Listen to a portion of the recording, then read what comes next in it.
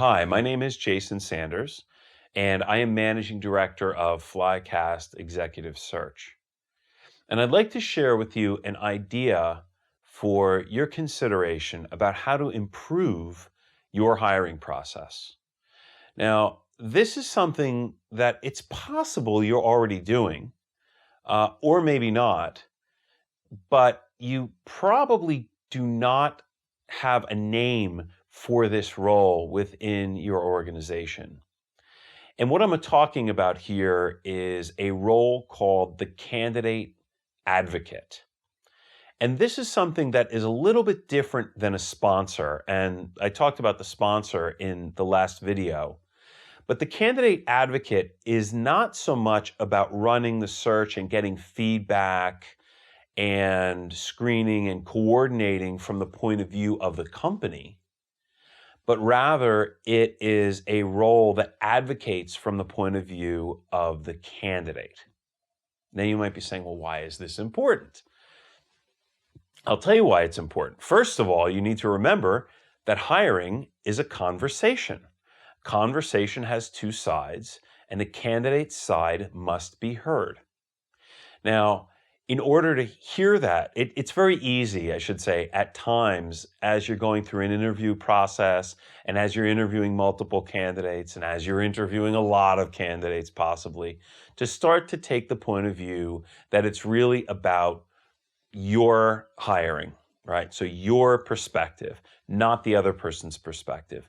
The candidate advocate helps you keep that in mind. And here's the kind of thing that they do.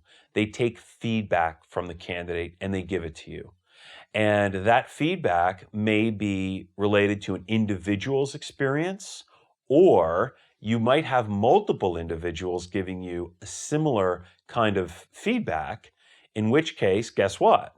You might want to change the way that you are managing your interview process or describing your company or what have you.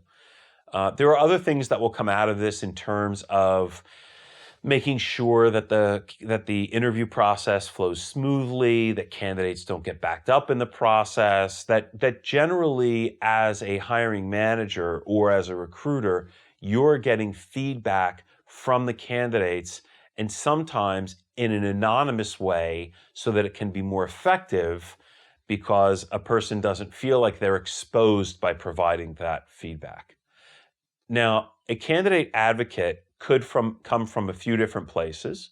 You might have a third party, an executive search firm like my own, fill in that function of a candidate advocate. That is great because you're going to get the clearest, the realest, most candid information in that way because candidates tend to talk with a recruiter in a much more free and open way than they would with a hiring manager, for sure. This happens all the time. Next might be an internal recruiter. It's a similar kind of situation.